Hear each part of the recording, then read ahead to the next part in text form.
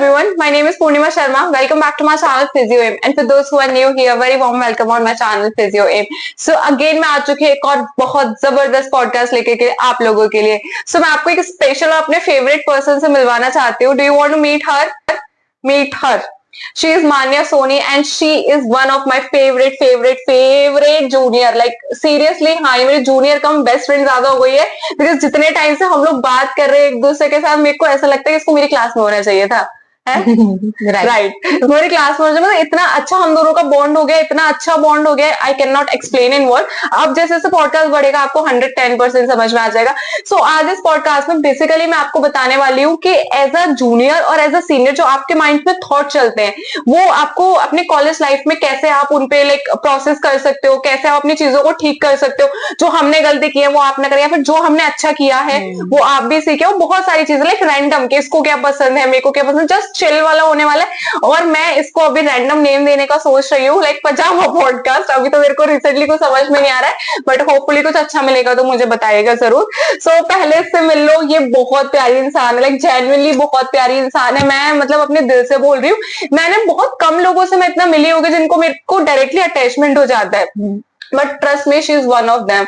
Like इतना अच्छा इंसान कोई कैसे हो सकता है, वो इससे मिलो फिर जानो. She is so respectful, she is so humble. अब मैं इतना ज्यादा बोलूंगी तो फिर आप लोगों को कुछ और ना लगे, सो अच्छा हम स्टार्ट कर देते हैं. सो सबसे पहले मानिए एक छोटा सा brief introduction. Hi, my name is Manya and मैं मैम की जूनियर हूँ 1 साल. एंड शायद मुझे 1 साल जल्दी आ जाना चाहिए था, तो हम लोग एक क्लास में होते हैं और बहुत फन करते हैं.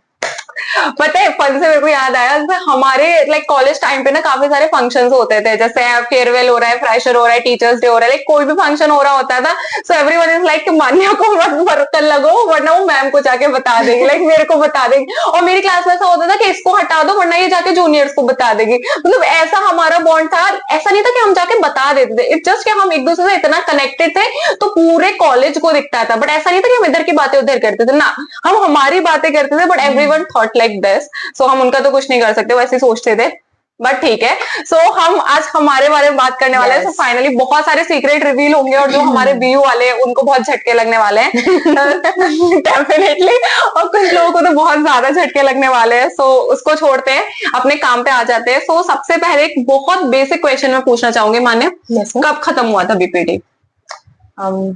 अभी इसी साल 2024 में. और अभी फिलहाल ही कर रही है इंटर्नशिप? कहाँ से कर रही है? मैं अपोलो मेडिक्स लखनऊ से कर रही है. सो देखो सब लोगों का ना एक कॉमन डाउट होता है कि how to choose a good college, like good hospital for internship. तो उस पे क्या बोलना चाहोगे? सबसे बेसिक यहाँ से शुरू कर. बेसिक रिक्वायरमेंट्स जो मैंने अपने सीनियर से जितनी बार पूछा है, पता किया है, इज लाइक कि मिनिमम 300 के आसपास अराउंड बेड का कोई हॉस्पिटल होना चाहिए. सारे वार्ड्स होना चाहिए, आईसीयू, आईपीडी, यानी गायनी, पीडिया सब होना चाहिए. सारे एक्सपीरियंस आपको मिलना चाहिए ताकि जो भी आपने 4 साल में सीखा है सब प्रैक्टिकल आप उस पर कर सको और ले सको पूरा. इसलिए आपको अपोलो अच्छा लगा. लखनऊ में और कोई अच्छा हॉस्पिटल नहीं थे? सुना है मैंने, राम मनोहर लोहिया है और भी है बहुत सारे, मेरी दोस्त वगैरह सब कर रही हैं. Y Apollo? कन्वीनियंट लगा मुझे. बहुत सारे सीनियर्स पहले अपोलो से कर चुके हैं तो रिव्यूज भी काफी अच्छे मिले थे. ठीक है. तो लखनऊ ऐसे कुछ स्पेसिफिक था लखनऊ ही या कहीं और भी जा सकते थे हम? इसका सीक्रेट थोड़ी देर पहले बताया था मैंने मैम को. चलो ठीक है, बट मेरे को दिमाग से निकल गया था, मैं तो ऐसे आप लोगों के लिए पूछ रही थी. ठीक है. चलो अब मैं जो एक और बेसिक क्वेश्चन है वो पूछते हैं कि माने बीपीटी क्या सोच के लिया? बीपीटी लास्ट चांस था मेरा एक प्रकार से. आप ये समझिए कि 1 साल मैंने नीट की तैयारी भी की थी ग्वालियर से, अपने होम टाउन से थोड़ा दूर पड़ता है. फिर उसके बाद कोरोना लगा और उसके बाद झटका भी लगा क्योंकि एमपी में उस साल बीपीटी की जगह ही नहीं निकली थी. तो हमको समझ ही नहीं आ रहा था कि हम क्या करें, कहाँ से करें. तो इतना समझ लीजिए जिस दिन मैंने बीपीटी का फॉर्म वगैरह भरा उस दिन क्लोजिंग डेट थी झांसी वाले की, लाइक बीयू की. तो बस ऐसे ही करा कि लाइक कर लेते, कुछ तो कर लेते, वरना बीएससी करवा देंगे, बीएससी बायोलॉजी, कुछ भी कर लो, हो जाएगा. राइट. तो प्रोफेशनल कोर्स चाहिए था. तो कुछ ऐसे होने वाला था, तो मुझे कुछ हटके करना था, कुछ अलग करना था. तो सामने आई अपॉर्चुनिटी और मैंने ग्रैब कर ली. नाइस. सो अभी ऐसा कुछ रिग्रेट होता है कि मैंने बीपीटी क्यों किया, कुछ और कर लेती? ऐसा कुछ कभी मन में 1% कभी रहता है ऐसा कुछ? मुझे तो कभी कभी लगता है बायोलॉजी क्यों ली थी. मिताली, ओ भाई माइक ड्रॉप। हाँ बट हाँ, ये मेरी पूरा खुद का ही मतलब था डिसीजन कि मुझको बायोलॉजी लेनी है, आगे पढ़ाई करनी है, ये करना है वो करना है, तो हाँ लिया, करा। सही है, नो रिग्रेट्स। नो रिग्रेट्स, सही है, बहुत तो बढ़िया। ये काफी पसंद है फील्ड मुझे।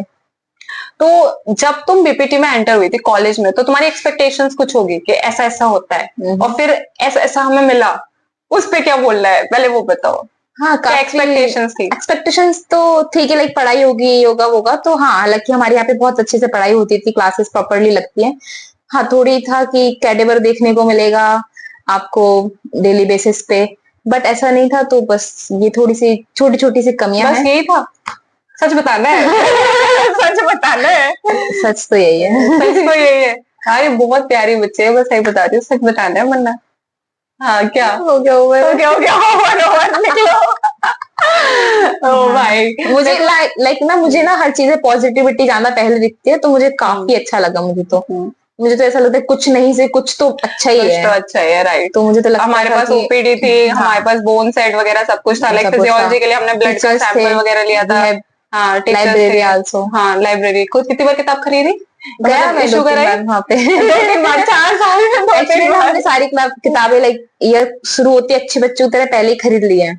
बहुत अभी मैं अच्छी दिखा बच्ची है। सकती हूँ आपको, इधर बहुत सारी किताबें रखी हैं। मैंने भी ले ली थी, बट ऐसा हमने उतनी पढ़ाई नहीं की है मन्ना। हाँ जी। जितनी हमें पढ़ना चाहिए था उतनी उस हिसाब से हम मैंने पढ़े मैम से नहीं। थोड़ी कमी करी होगी।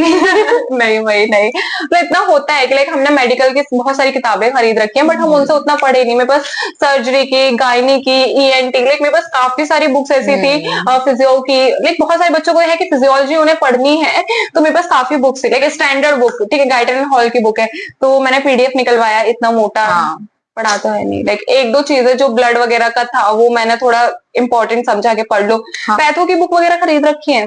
पैथो, हाँ मैंने पैथो की बुक खरीदी थी, लेकिन फिर हमारा मुझे लगा पढ़ने वाला बच्चा। कि क्यों ही खरीदी थी। एक्चुअली ना पैथो नहीं था, लेकिन क्यों ही खरीदी थी। क्यों नहीं था, मतलब इंटरेस्टेड नहीं था पैथो में? क्या नहीं था? ठीक था। ठीक था। ये बताएगी नहीं, ये ऐसी है, ये बताएगी नहीं कुछ तो। मैम ने अच्छा पढ़ाया, बिना बुक के ही काम हो गया था मेरा। ओ मैं समझ गई, मैम ज्यादा अच्छी थी। ठीक है, हमारे बीयू वाले बच्चे समझ गए होंगे, है ना। चलो सो अभी मेरे को बताओ, तुम्हारी कितनी रैंक आई है क्लास में? कितने बच्चों में से कौन सी रैंक आई है? बीपीटी में फाइनल ईयर में? फाइनल ईयर हाँ में फाइनल ईयर मेरे में को कितनी सच रैंक में आई है, ऐसा कितने बच्चों में याद से? तो नहीं है, लेकिन फिर भी मेरे को लगता है ये 6-7 रहा टॉप होगा। 5 में है बच्ची मेरी। हाँ 6-7 नहीं है बेटा, टॉप 5 में है बच्चा मेरा। 5 होगा। देखो ये ये ऐसे काटना ही कहते हो, चाहिए। मतलब इतना कैजुअल ले जाती है ना कि काफी लोग नहीं नहीं यार 5th हाँ है ना। हाँ तो कट क्यों? ठीक है। ठीक है, मैं बताती हूँ कि इतना कैजुअल ले जाती है चीजों को कि ठीक है, मतलब लाइक बहुत हाँ। ठीक है, बट काफी सारे बच्चे ऐसे होते हैं वो बोलते हैं कि हम टॉप 5 में हैं, तो उनमें बहुत ज्यादा प्रायोरिटी, मतलब ऐसे ईगो टाइप का होता है, तो मेरे को पर्सनली फील होता है। बट ये इतनी प्यारी है, ये बोलते कि ठीक है बस हो गया। कितने बच्चों में से आई थी हमारे यहाँ पे? 37 हमारे स्ट्रेंथ है यहाँ पे, हमारे पे। मैं बताती हूँ आपको, गवर्नमेंट कॉलेज है हमारा, बीयू गवर्नमेंट कॉलेज है हमारा, जो बुंदेलखंड यूनिवर्सिटी, वहां पे हमारे डिपार्टमेंट और हमारे टीचर्स इतनी स्ट्रिक्ट मार्किंग करते हैं। हाँ आपको 10 नंबर क्वेश्चन पे अगर 2 नंबर मिल रहा है ना, तो बहुत भाग्यशाली बच्चे हो भाई।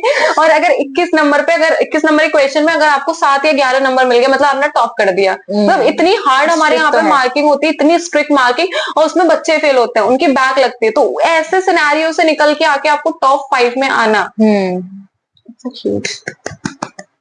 Proud of you, thank you. हमेशा। सो देखो, अच्छा मुझे ये बताओ कि जब आप टॉप 5 के अंदर हो, तो आपने कौन कौन सी स्ट्रैटेजी का यूज किया था अपने पढ़ने के टाइम? अभी हम हंसेंगे because we are back benchers, है ना। हम उन्हीं लोगों में से, और तो मैं भी डेली कॉलेज आते थे तो लाइक अपना चलता रहता था कि जो आज पढ़ा कल पढ़ा रहता था दिमाग में। असली पढ़ाई होती है एग्जाम शुरू होने से पहले। कितना पहले? एक रात पहले या 4 दिन पहले? 5-6 दिन पहले हो जाता था यूजली, जब फाइनल्स आते थे तो बस 10-15 दिन पहले हो जाता था, भैया पढ़ना है पढ़ना है पढ़ना है। तो जो पढ़ा हुआ है साल भर का, तो स्टार्ट रिवाइजिंग दैट। हमारी क्लास में कुछ ऐसे बच्चे होते थे जो रोज पढ़ेंगे, रोज नोट्स बनाएंगे, सब कुछ रोज करेंगे, और रोज मगअप करेंगे। They don't want to understand the concept, but they want to mug up everything. तो ऐसे बहुत सारे बच्चे थे, और हम उनमें से थे, लाइक मैं और मेरे कुछ और फ्रेंड्स भी, और हम उन लोगों में से थे। कभी मन किया तो एक टॉपिक उठाया और बोलते ना बाल की खाल उधेड़ दो, तो हम उसमें से थे कि हमने अगर कुछ पकड़ा है तो ऐसा नहीं कि हमने रटा है, हमने फिर उसको यूट्यूब से, बुक से, गूगल से, हर जगह से हमने उसको निचोड़ दिया है। और मेरा जो पढ़ने का टाइम था, बता जैसे उसने बोला 4-5 दिन पहले, मेरा क्या रहता था, जस्ट 2 दिन पहले, पेपर के 2 दिन पहले मैं ऐसे किताब मतलब खोलती थी, और फिर मैं 48 आवर्स तक मेरे को नहीं पता सोना क्या, उठना क्या, हाँ, खाना क्या। वैसे ही है। हाँ, लाइक मैं सीरियसली, मैं अपने वहां पे चाउमीन, क्योंकि मैं हॉस्टल में तो मैंने छोड़ दिया, तो मैं रूम लेकर के रही थी, जैसे आप लोगों को पता है, तो मैं चाउमीन खरीद लेती थी। कभी वहां हमारे 10 रुपए की चाउमीन मिल जाती थी, बस में इतना बड़ा सोचने की जरूरत नहीं है कि 10 रुपए की चाउमीन, बट वहां बच्चे बहुत ज्यादा थे, मिल जाती है, 15 रुपए की पेटीज मिल जाती थी, जिसके अंदर नमकीन वगैरह भरी हुई रहती थी ना। तो मैंने उसको खाया है दिन में एक बार, और मैं सिर्फ ऐसे बैठ के सिर्फ पढ़ रही होती थी, उतने में हमारे पेपर भी बढ़िया हो गए। क्या बताओ कुछ स्ट्रैटेजी ऐसी। तो मैंने तो बताया, एग्जाम राइटिंग में ऐसा क्या था कि लाइक एग्जाम में ऐसा करने से एग्जाम अच्छे राइटिंग मार्क्स आते में, हैं। हाँ, मार्क्स जो कट मैं नहीं हमेशा होते। अपनाती थी था कि लाइक लॉन्ग क्वेश्चंस पहले सॉल्व करना। मुझे लगता है कि उसमें ज्यादा मार्किंग है, ज्यादा नंबर मिलने वाले हैं। तो अगर गलती से अगर एक लॉन्ग छूट जाता है तो बहुत दुख होने वाला है। तो अगर एक दो शॉर्ट छूट जाते हैं, 2-2 नंबर वाले, 5 नंबर वाले, तो इट्स ओके। It's okay. तो एग्जाम में तो ये मार्किंग रहती थी। देखो हमारे यहाँ क्या सीन रहता है कि 21 नंबर के 2 क्वेश्चन होते हैं, और 4 नंबर से 7 7 हम्म। कुछ क्वेश्चन होते हैं, ऐसा होता है। तो मेरा भी सेम था, मैं हमेशा पहले अपने पीछे से पेपर करना स्टार्ट करती थी, सो दैट कि मेरे लॉन्ग क्वेश्चन मिस ना हो। 21 नंबर के पेपर में कितने पेज भरे होंगे on an around average? 7-8। 7-8। Same मेरे साथ है, 21 नंबर का क्वेश्चन होता था, तो मैं 10 पन्ने से मतलब कभी मैंने कम पेज नहीं भरे, मेरे को हमेशा 10 पेज में गिनती थी, ऐसे 1 2 3 4 5 6 7 8 9 10, ऐसा मतलब मेरे को 10 पेज भरने हैं।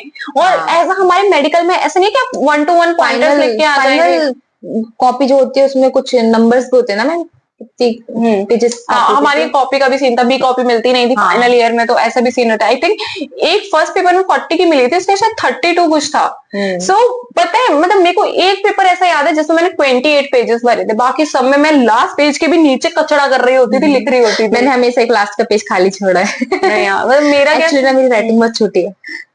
भाई मैं बताती हूँ मेरा क्या सीन रहता था कि मैंने लॉन्ग क्वेश्चन इतने बड़े बड़े करते थे, बिकॉज मेरे को वहां पे मार्क्स ग्रैब करने हैं। और जो मेरे शॉर्ट क्वेश्चन होते हैं, मिनिमम लाइक हमारा 4 नंबर का क्वेश्चन होता था, तो मैं हमेशा 2.5 पेज, मतलब दो हमने इधर का पेज भर दिया, फिर मैंने इधर का भी आगे पेज भरा है, 2 पन्ने मेरे ऐसे हो गए, फिर नीचे, तो समझ रहे हो, मैं इतने ज्यादा पेजेस भर के आती थी कि like I want decent marks, ऐसा। बिकॉज हमारे यहाँ पे क्या होता है, मानिए correct me if I am saying wrong something, कि हमारे ऐसा होता है कि आप जितने पेज भरोगे उतने मार्क्स दें। कभी कभी तो ये मेरे को ऐसा बोलते हुए अजीब लग रहा है, कोई सूर्य तो मार्क्स, बट मेरे को ऐसा पर्सनली ऐसा फील होता है कि तो वो लोग कॉपी इतना ध्यान से चेक नहीं करते थे, वो लोग, वो उनका क्या है कि हेडिंग लिखी, हाईलाइट पॉइंट्स हाईलाइट कर दो, जितने पेजेस भरे उस हिसाब से नंबर दे दिया। राइट। बहुत कम लोग ऐसे होते थे, लाइक बहुत कम, मतलब हमारे एक ऐसे टीचर भी थे जो सिर्फ वर्ड टू वर्ड सही होने पे मार्क्स दे देते थे। लाइक वर्ड टू वर्ड अगर मैंने लिखा, जैसे मेरे को 4 नंबर का क्वेश्चन मिला है, और अगर मैंने 2 पेज में काम चला लिया, एक इधर का और एक इधर का, तो तब भी सर ने मेरे को डिसेंट मार्क्स दिया, लाइक 5 में से लाइक मिल जाता मेरे को 4.5। और वही फाइनल ईयर की तो हमें कभी आज तक कॉपी नहीं दिखाई, तो उस पर तो मैं कोई कमेंट नहीं करूंगी, वेरी गॉड नोस। बट हाँ, हमने हमेशा ये स्ट्रेटेजी यही यूज की कि हम पहले पीछे से करेंगे, हाँ। है ना, लास्ट से करेंगे और फिर हम शॉर्ट लेंगे। Well and good. So Manya, देखो मैंने अपनी बच्ची के लिए ऐसे क्वेश्चंस नोट कर रखे हैं, सो दैट आपको भी हेल्प मिले, बिकॉज आई नो बहुत सारे लोगों के ना यही सारे डाउट्स होंगे, है ना, इससे रिलेटेड। सो मान्या, भी कोई बताओ ऐसी कोई चीज लाइक जो तुम्हें बॉदर की हो बैचलर के टाइम पे, और उससे तुम बाहर निकल के आए हो, सो कैसे कैसे फाइट करके, या क्या किया, वो चीज मेरे को जानना, लाइक जो तुम्हारा टफेस्ट टाइम हो, कि वहां पे लाइक तुम्हें लोनलीनेस फील हो रहा हो, या लाइक अजीब लग रहा हो, तो उससे तुमने कैसे कोप अप किया, कैसे फाइट किया है, और फिर तुम लाइक सरवाइव किया हो। ऐसा काफी लोगों के साथ होता है, बिकॉज काफी लोग इस चीज के बारे में बोलना नहीं चाहते, वोकल नहीं होते, बट हम दोनों है ना आज। हाँ, तो लाइक आप नए नए कॉलेज में जाते हो, नई नई दोस्तियां बनाते हो, फर्स्ट ईयर सेकेंड ईयर सब अच्छा चल रहा होता है, एकदम स्पीड में जा रही होती है गाड़ी, लाइक जन्मों जन्मों तक दोस्ती रहेगी, साथ रहेंगे। लाइक मेरे सीनियर्स भी थे, जब जैसे कि 2 साल सीनियर्स थे जो भी, उन्होंने भी बोला फर्स्ट ईयर में अभी तो बहुत मजे कर रहे हो, बाद में देखना। हम लोग लगता है क्या है, हम लोगों की तो दोस्ती बहुत लंबी चलने वाली है, ऐसा कुछ नहीं होगा ऐसा वैसा। बट फाइनल ईयर आते हुए कुछ अप एंड डाउन पूरी क्लास में ही ऐसे आ जाते हैं कि थोड़ा हो जाता है, फील ऐसी हो जाती है, बस वही है। कैसे मतलब फिर कैसे चीजें मैनेज की, कैसे चीजें मैनेज की, अपना मेंटल हेल्थ, लाइक सब सर्कल कुछ। थोड़ा छोटा हो जाता है, आपको समझना पड़ता है कि आप एक टाइम में सबको ही खुश नहीं रख सकते हमेशा, तो अपनी खुशी ज्यादा मैटर करती है, तो उस खुशी को मतलब समझते हुए खुद को खुश रखो, अपना काम करो, काम करके वापस आ जाओ, इतना ही रहता था। खुद से मतलब ज्यादा स्टार्ट हो जाता है फिर धीरे धीरे। मुझे तो यही मेरे लगता साथ है, तो सर्कल ऐसा भी बहुत छोटा हो जाता है। मेरे साथ तो ऐसा लाइक मतलब बहुत ही ज्यादा सीरियस केसेस हुए थे मेरे हाँ। कॉलेज में, बहुत ज्यादा। बट ये जो मान्या ने बोला बिल्कुल सही बोला कि अपनी खुशी बहुत इंपॉर्टेंट है, तुम सबको एक साथ खुश नहीं रख सकते हो। डोंट एक्सपेक्ट, अगर तुमने किसी के लिए अच्छा किया, तुमने 10 लोगों के लिए अच्छा किया है ना, तो तुम उनसे एक्सपेक्ट मत करो कि वो 10 लोग तुम्हारे लिए अच्छा करेंगे। एक्सपेक्टेशंस लीड टू सॉरो, वो बात सच है। मतलब तुम्हें किसी से एक्सपेक्ट ही नहीं करना है। अगर तुम अपनी लाइफ में आगे बढ़ना चाहते हो और तुम ये जो चीज है ना लाइक डिप्रेशन, लोनलीनेस, इन सबसे बाहर निकलना चाहते हो, तो खुद को खुद का दोस्त बनाओ। तुम्हें दूसरों के ऊपर डिपेंड होने की जरूरत नहीं है। तुम अपने कॉलेज गए, तुमने अपना काम किया, जिसने बोला ये अपना काम करती थी और फिर वापस आ जाती, बिकॉज अप्स एंड डाउन सबकी लाइफ में होते हैं। मेरे साथ भी ऐसा था कि मेरे काफी क्लोज फ्रेंड्स थे जिनके बारे में मैं किसी के मुंह से उल्टा नहीं सुन सकती थी। मेरी उनसे ऐसे ऐसे टर्म्स खराब हो गए ना, बहुत लाइक छोटी छोटी बेसिक बातों पे, तो काफी चीजें ऐसी हो जाती है कि तुम उन्हें ठीक कर चाहते हुए भी नहीं कर सकते। तो क्योंकि वो तुम्हारे हाथ, तुमने अपनी तरफ से सब कुछ कर लोगे तुम, बट जो सामने वाला है तुम्हें क्या पता उसके दिमाग में क्या चल रहा है, उसको चीजें ठीक करनी है इतनी, तो तुम इस चीज के पीछे कितना टाइम वेस्ट करोगे अपना? बताओ मुझे। 1 दिन, 2 दिन, 3 दिन, 4 दिन, एक हफ्ता, एक महीना, उसके बाद तुम देखोगे तुम्हारे नोट्स नहीं बने, तुम्हारे असाइनमेंट पूरे नहीं हुए, तुम्हारे सेशनल सर पे आ गए, फिर जो तुम्हारे ऊपर प्रेशर होगा ना, तब तुम सोचोगे चलो भाई थोड़ा पढ़ लेते हैं। सो इन सबसे बचने का जो एक ही इलाज है, जो मेरे को भी पर्सनली लगता है, कि अपने काम से काम रखो। उतना ज्यादा टू मच इन्वॉल्व होने की जरूरत नहीं है जरूरत काफी नहीं है। चीजों में, काफी लोगों में, बिकॉज फर्स्ट सेकंड ईयर तक आपको समझ में नहीं आएगा।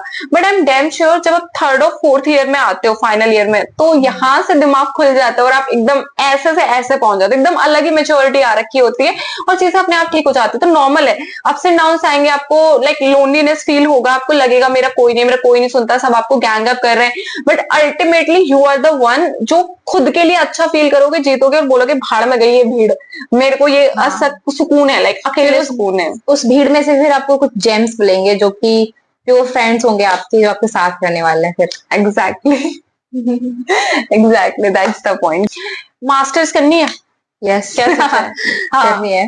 पक्का करनी है। ये इतनी क्लियर है कि इसको करनी है। अभी इसके क्लास के और भी लोग हैं जिनसे मैं बात करती हूँ, लाइक मेरे कुछ और अच्छे अच्छे जूनियर्स हैं, सो दे आर सेइंग हमें नहीं करनी, हमें पता ही नहीं है। कुछ बच्चे तो ऐसे कहते हैं उनको पता ही नहीं। मैं जैसे कभी किसी से बात करती हूँ तो वो कहते हैं नहीं मुझे नहीं पता कि मुझे करनी है कि नहीं करनी।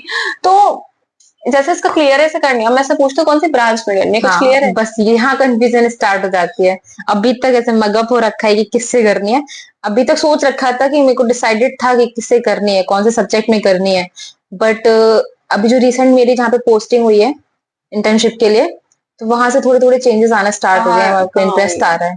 कहाँ हुई? बताओ। न्यूरो में अच्छे से इंटरेस्ट आ रहा है धीरे धीरे। लाइक पीडिया में और आ रहा है उससे भी ज्यादा, लाइक पीडिया रिलेटेड कंडीशंस में। बढ़िया है, बढ़िया है। तो ये काफी बच्चों का डाउट रहता है, जितना मेरे को पता है, कि how to choose a branch for MPT, है ना? और मैं भी फाइंड आउट कर रही हूँ कि कैसे चूज करनी चाहिए एक ब्रांच। तो पता है, देखो जो तुमने पढ़ा है सबसे ना, एक अगर मैं इसका कुछ बताना चाहूँ, सबसे इंपॉर्टेंट है कि आपने कौन सा कॉलेज चूज किया है डे 1 पे। बिकॉज जितना अच्छा कॉलेज होगा, जितने अच्छे टीचर्स होंगे, जितना अच्छा हॉस्पिटल एक्सपोजर होगा, उतना ही आप बेटर अपना ब्रांच जो है वो चूज कर पाओगे। और अगर जैसे आपका कॉलेज नॉर्मल है, आपकी पढ़ाई नॉर्मल हो रही है, आपको ओपीडी एक्सपोजर नहीं दिया गया, आपको हॉस्पिटल एक्सपोजर नहीं दिया गया है, तो फिर आपको लगेगा फिजियो ऑल अबाउट ये फ्लेक्शन, एक्सटेंशन और बोन्स एंड जॉइंट्स, ऐसा।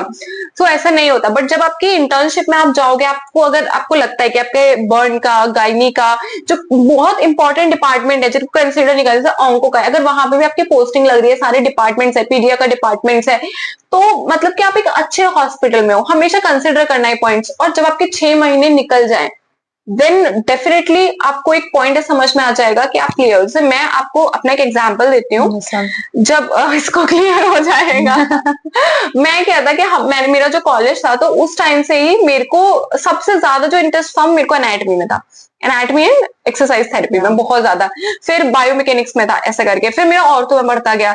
बिकॉज मेरे को कहीं ना कहीं ऐसा पर्सनली फील हुआ, लाइक मेरे को पता नहीं क्यों, मैं ऐसा बोलते हुए मेरे को कोई वो नहीं है, बट मेरे को ऐसा फील हुआ कि कहीं ना कहीं मैं उतना अपने टीचर से कनेक्ट नहीं हो पाई, जो मेरे न्यूरो के टीचर्स थे, या फिर जो मुझे एस गायनी पढ़ाने आए थे। पीडिया पीडिया का तो शायद हमें कोई टीचर मिला ही नहीं था जिसने हमें पीडिया पढ़ाई हो, बस थोड़े मोड़े नोट्स मिल गए थे, तो मैं उन टीचर से कनेक्टेड नहीं थी। फिर जिसने हमें कार्डियो पढ़ाई, कार्डियो तुम्हें पता होगा मैं किस सर ने पढ़ाई, तो लाइक सर बहुत अच्छा पढ़ाते थे, बट मैं कनेक्ट नहीं हो पाई। वाई?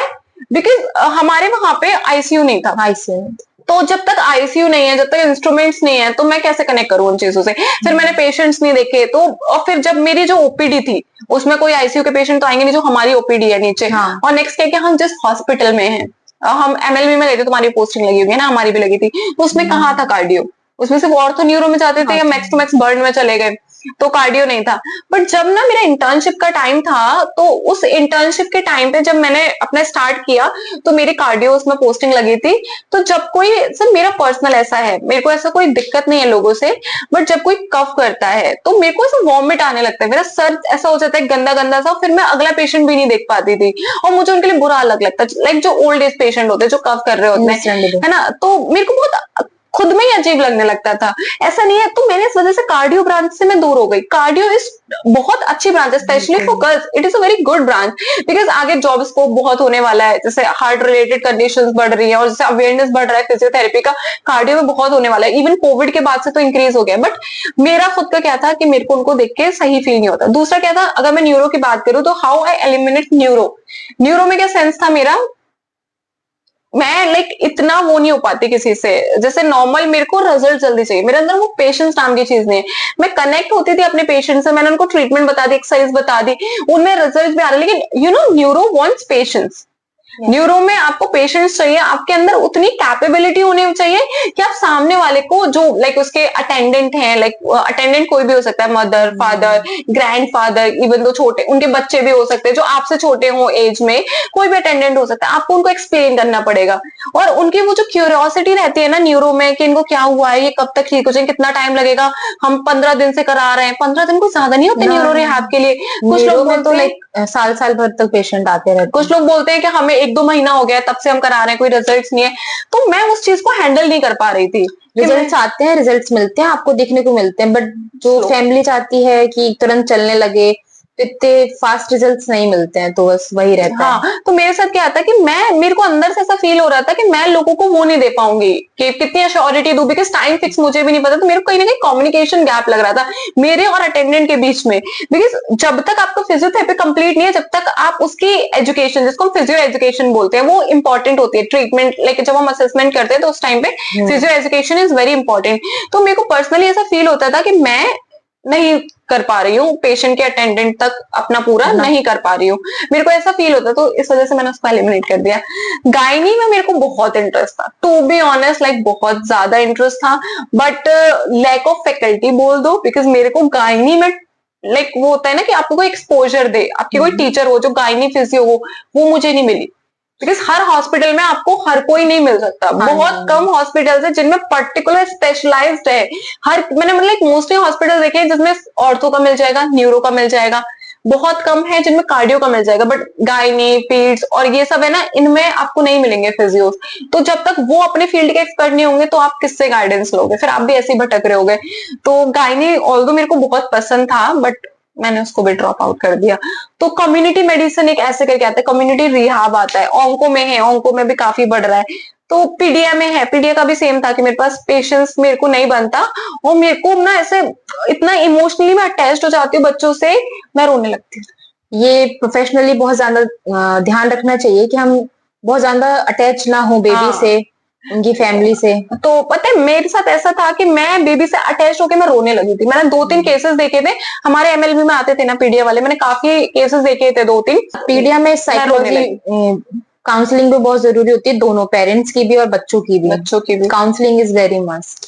तो उस टाइम में मेरे को सिखाने वाला नहीं था, मैंने खुद ही सब सीख रही थी, तो मैं इतना अटैच्ड होके फिर ना हमें बुरा लगता है, हमें ऐसा लगता है कि हम हर दिन उनसे पूछे वो कैसे हैं, वो क्या कर रहे हैं, बट एक टाइम के बाद में पीडिया वाला फिजियो नहीं ले पाता, तो आपको उसको गाइड करके छोड़ना पड़ेगा। तो मेरे को ऐसा अजीब से अंदर से हो जाता है कि, और मैं बहुत ज्यादा वो हो जाती थी ब्रेक, इमोशनल, मैंने उसको भी एलिमिनेट कर दिया।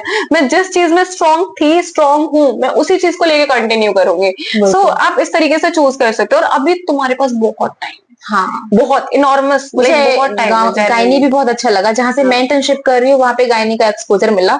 मेरी पूरी 1 महीने की जो इंटर्नशिप था, तो 1 महीने पूरा मैंने गायनी के वार्ड में बिताया है, वहां पे प्रीनेटल पोस्टनेटल एक्सरसाइजेस करवाई हैं पेशेंट्स को, और बहुत अच्छा एक्सपोजर मिला। और उसके अंदर मैंने एक वर्कशॉप भी करी है।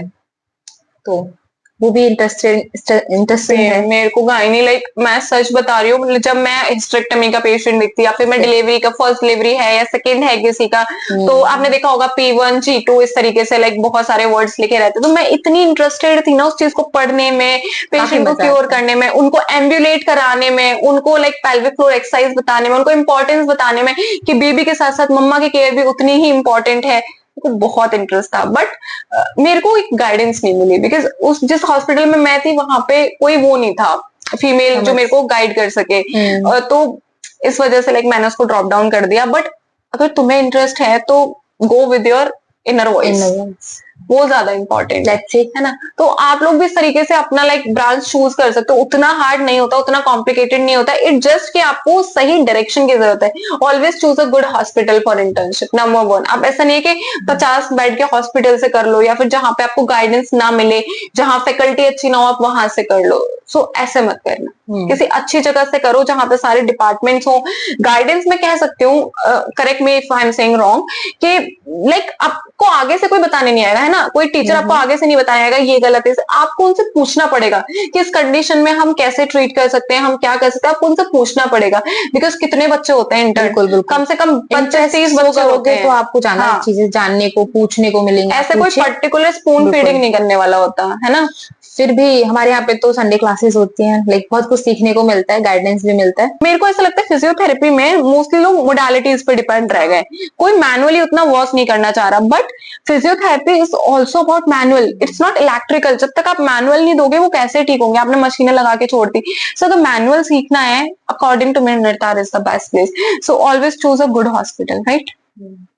मेरी क्लासमेट्स हैं 2 है शायद, वहां से कर रही है इंटर्नशिप। बढ़िया है, बढ़िया है। हम नाम नहीं ले सकते किसी का, सॉरी, बट अच्छी बात है। बट मैं पूछूंगी उनसे अगर if they are also ready to share their experience with you people, मेरे को कमेंट में बताना अगर आपको जानना होगा, तो हम लोग फिर उनसे अप्रोच किया जाएगा, है ना। चलो नेक्स्ट मैं आगे बढ़ती हूँ। देखो इसने अपने मास्टर्स का तो बता दिया, इससे मेरे को आगे एक और चीज पूछनी थी, मैंने लिखा है पर मुझे समझ में नहीं आ रहा, मुझे थोड़ा टाइम दो।